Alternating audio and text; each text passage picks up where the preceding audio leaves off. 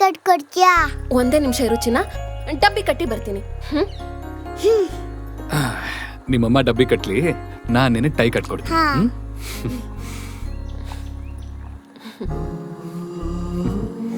ಹೋಗೋಣ. ಬಾಯ್. ಬಾಯ್.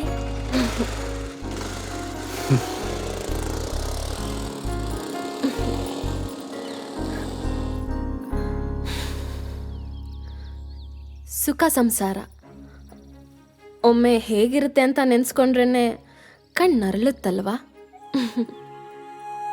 ಆದರೆ ಒಂದು ಸಂಸಾರ ನೆಮ್ಮದಿಯ ಆ ಅಂತ ತಲುಪಬೇಕಂದ್ರೆ ದಾರಿ ಅನ್ಕೊಂಡಷ್ಟು ಸುಲಭ ಇರಲ್ಲ. ಜಗಳ, ಮನಸ್ತಾಪ, ಸಮಸ್ಯೆಗಳು ಇದ್ದೇ ಇರುತ್ತೆ. ನೀವು ಸಮಸ್ಯೆ ಬಗ್ಗೆ ಗಮನ ಕೊಡ್ತೀರಾ ಅಥವಾ ಸಮಸ್ಯೆಗೆ ಪರಿಹಾರ ಹುಡುಕ್ತೀರಾ? ಒಮ್ಮೆ ಸುತ್ತ ನೋಡಿ, ನೀವಿಲ್ಲಿ ಒಬ್ಬರೇ ಇಲ್ಲ. ನನ್ನ ಕತೆನೂ ಹಾಗೇನೆ.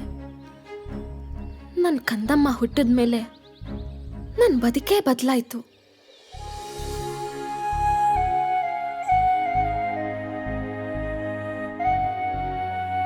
ಮದುವೆ ಆದೊಸ್ತರಲ್ಲಿ ಅತ್ತೆ ಮಾವ ಅಂದರೆ ಹೇಗೋ ಏನೋ ಅಂತ ಭಯ ಇತ್ತು. ಆದರೆ ಅವರು ನನ್ನ ಯಾವತ್ತೂ ಸೊಸೆ ಅಂತ ನೋಡಲೇ ಇಲ್ಲ. ಸ್ವಂತ ಮಗಳಂತೆ ಮನೆಯೊಳಗೆ ಕರ್ಕೊಂಡ್ರು. ದಿನ ಕಳೆದ ಹಾಗೆ ನನ್ನ ಕುಟುಂಬಕ್ಕೆ ಮತ್ತೊಂದೊಳ್ಳೆ ಸುದ್ದಿ ಕಾದಿತ್ತು.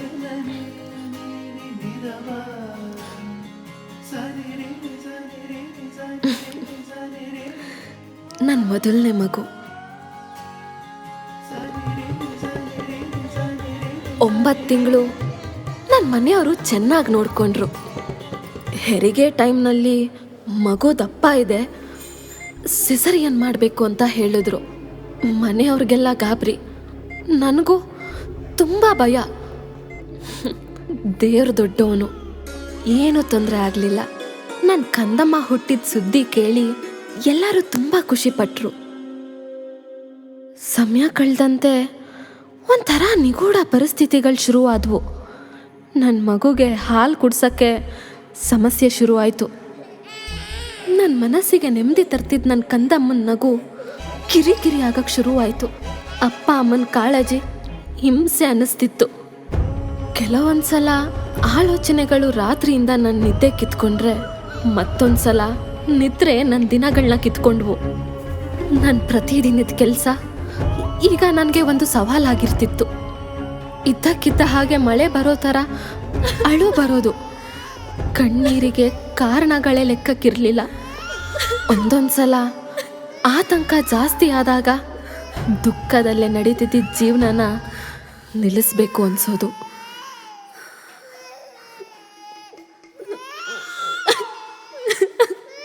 ಓ ಶಂಕರ, ಬಾಪ, ಬಾ ಬಾ. ಅಳಿಂದ್ರೆ ನಿಮ್ಮ ಚಿಂತೆ ನನಗೆ ಅರ್ಥ ಆಗುತ್ತೆ. ಆದರೆ ನೀವು ಯಾಕೆ ನನ್ನ ಮಾತನ್ನು ಅರ್ಥ ಮಾಡ್ಕೋತಾ ಇಲ್ಲ? ಇದು ಬಾಣಂತೇರಿಗಾಗೋದು ಸಹಜ ಕಣಪ್ಪ. ಅದಕ್ಕೆ ನೀವೇನು ಚಿಂತೆ ಮಾಡ್ಕೋಬೇಡಿ, ಆದಷ್ಟು ಬೇಗ ಎಲ್ಲ ಸರಿ ಹೋಗುತ್ತೆ. ಬಾಣಂತನ ಮುಗಿಸ್ಕೊಂಡು ನನ್ನ ಗಂಡನ ಮನೆಗೆ ವಾಪಸ್ ಬಂದೆ. ಆದರೆ ನಮ್ಮಿಬ್ಬರು ಮಧ್ಯ ಇದ್ದಿದ್ದ ಅನ್ಯೋನ್ಯತೆ ಮೊದಲಿದ್ದ ಹಾಗೆ ಇರಲಿಲ್ಲ.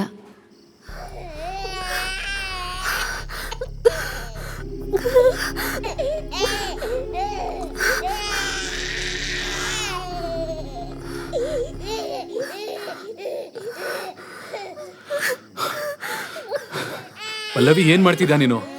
ಮಗು ಅಳ್ತಿದೆ, ಅದನ್ನ ಯಾಕೆ ನೆಲ ಮೇಲೆ ಮಲಗಿಸಿದ್ಯಾ? ನಾನು ಒಳ್ಳೆ ಹೆಂಡತಿ ಆಗ್ಲಿಲ್ಲ, ಈಗ ಒಳ್ಳೆ ತಾಯಿ ಆಗಕ್ಕೂ ಆಗ್ತಾ ಇಲ್ಲ ಅಲ್ವಾ?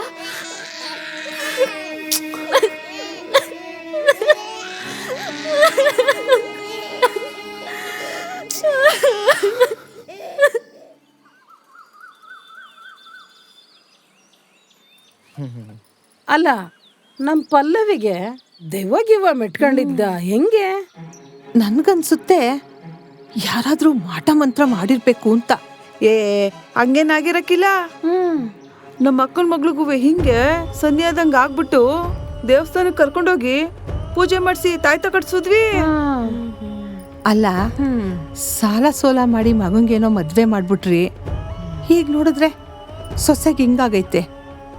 ಊರಿನ ಜನ ಎಲ್ಲ ಏನಂತ ಮಾತಾಡ್ಕೊಂತಾರಂತೆ ಗೊತ್ತಾ? ಸುಮ್ನಿರಕ್ಕ ಸಾಕು. ನಾನು ಬಂದಾಗಿಂದ ನೋಡ್ತಾನೆ ಇದ್ದೀನಿ. ದೆವ್ವ ಅಂತೆ, ಮಾಟ ಮಂತ್ರ ಅಂತೆ. ಇನ್ನೊಂದ್ಸರಿ ಪಲ್ಲವಿ ಬಗ್ಗೆ ಹಂಗೆ ಹಿಂಗೆ ಅನ್ನೋ ಮಾತು ನನ್ನ ಕಿವಿಗೆ ಬಿದ್ರೆ ನಾನ್ ಸುಮ್ನಿರಲ್ಲ. ಊರ್ ಜನರು ಊಸುರುಳಿ ಇದ್ದಂಗೆ, ಬಣ್ಣ ಬದಲಾದಂಗೆ ಅವ್ರ ಮಾತು ಬದಲಾಗ್ತಾ ಇರತ್ತೆ. 21ನೇ ಶತಮಾನದಲ್ಲಿದ್ದೀವಿ. ಆರೋಗ್ಯ ವಲಯ ಮತ್ತು ಸೌಲಭ್ಯ ಎಷ್ಟು ಮುಂದುವರೆದಿದೆ. ನೀವಿನ್ನೂ ದೆವ್ವ ಭೂತ ಮಾಟ ಮಂತ್ರ ಅನ್ಕೊಂಡು ಕಷ್ಟಪಟ್ಟು ಓದಿ ಊರ್ ತುಂಬಾ ಡಾಕ್ಟರ್ಗಳು ಅಂತವ್ರೆ. ಹೋಗ ಅವ್ರ ಮಾತು ಕೇಳು, ಊರ್ ಜನರು ಮಾತಲ್ಲ. ಪಲ್ಲವಿಗೆ ಬೇಕಾಗಿರೋದು ಡಾಕ್ಟ್ರು, ಈ ಮೂಢನಂಬಿಕೆಗಳಲ್ಲ. ಪಲ್ಲವಿಗೆ ಹೇಗೆ ಸರಿಪಡಿಸ್ಕೋಬೇಕು ಅಂತ ನನಗೆ ಗೊತ್ತು. ನೀವೆಲ್ಲರೂ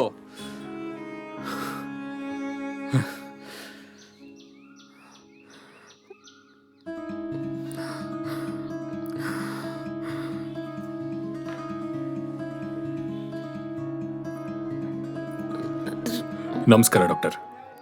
ನಮಸ್ಕಾರ, ಬನ್ನಿ. ವಾ.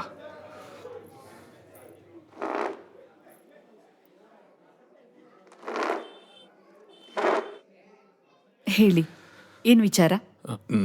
ನನ್ನ ಹೆಸರು ಶಂಕರ ಅಂತ. ಇವಳು ನನ್ನ ಹೆಂಡತಿ ಪಲ್ಲವಿ ಡಾಕ್ಟ್ರೆ. ಮಗುವಾಗ 2 ತಿಂಗಳು ಎಲ್ಲ ಚೆನ್ನಾಗಿತ್ತು ಡಾಕ್ಟ್ರೆ. ಆದರೆ ದಿನ ಕಳೀತಾ ಕಳೀತಾ ಇವಳು ಯಾಕೋ ಒಂಥರ ವಿಚಿತ್ರವಾಗಿ ಆಡಕ್ಕೆ ಶುರು ಮಾಡಿದ್ಲು ಡಾಕ್ಟ್ರೆ. ಅಂದ್ರೆ ಇದ್ದಕ್ಕಿದ್ದಾಗಳೋದು, ನಿದ್ದೆ ಮಾಡದೇ ಇರೋದು, ಅಥವಾ ದಿನಪೂರ್ತಿ ಮಲಗಿರ್ತಾಳೆ ಡಾಕ್ಟ್ರೆ. ಇದು ಕಾಯಿಲೆನೋ ಇಲ್ವೋ ಅನ್ನೋದೇ ಗೊತ್ತಾಗ್ತಿಲ್ಲ ಡಾಕ್ಟ್ರೆ.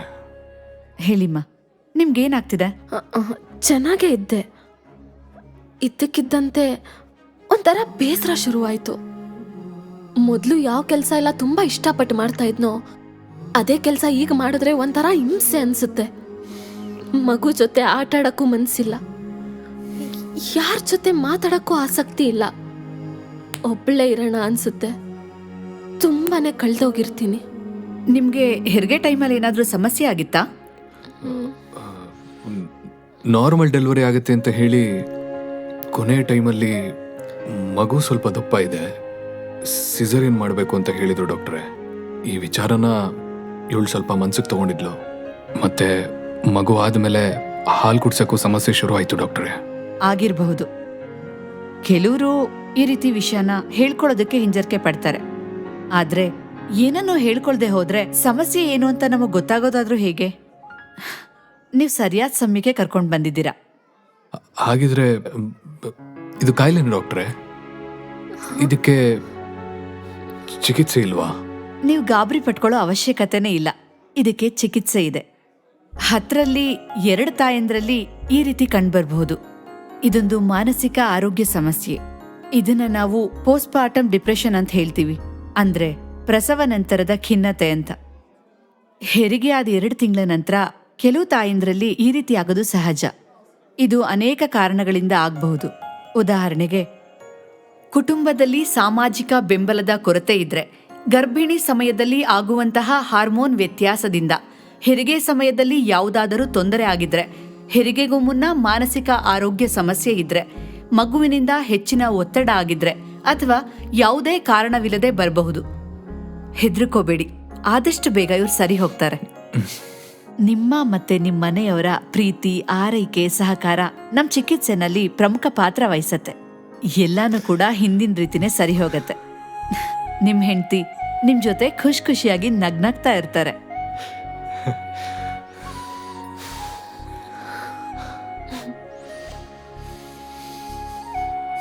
ನೀವ್ ಅವ್ರಿಗೆ ಖುಷಿ ಕೊಡುವಂತ ವಿಚಾರಗಳಲ್ಲೇ ತೊಡಗಿಸ್ಕೊಳ್ಳಿ. ಆಯ್ತು ಡಾಕ್ಟ್ರೆ.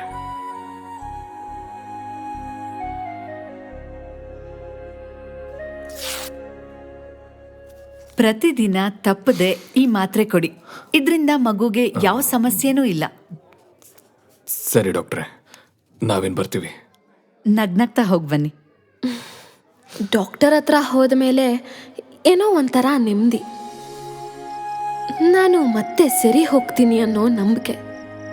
ಅವ್ರು ಹೇಳ್ದ ಹಾಗೆ ಸರಿಯಾದ ಸಮಯಕ್ಕೆ ಔಷಧಿ ತಗೊಳ್ತಾ ಚಿಕಿತ್ಸೆ ಮಾಡಿಸ್ಕೊಳ್ತಾ ನನ್ನ ಕಳೆದು ಹೋದ ನಗು ಮತ್ತೆ ಕಾಣಿಸ್ಕೊಳ್ತು. ನನ್ನ ಕುಟುಂಬದ ಬೆಂಬಲದಿಂದ ನನ್ನ ಸಂಸಾರ ಮೊದಲಿನ ಹಾಗೆ ಜೊತೆಗೂಡ್ತು. ಕೊನೆಗೂ ನನ್ನ ಮಗುವಿಗೆ ನಾನು ಒಳ್ಳೆ ತಾಯಿಯಾದೆ.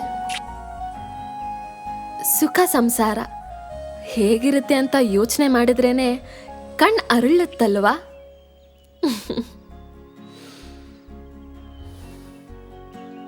ನಾನೀಗ ಹೊರಟೆ.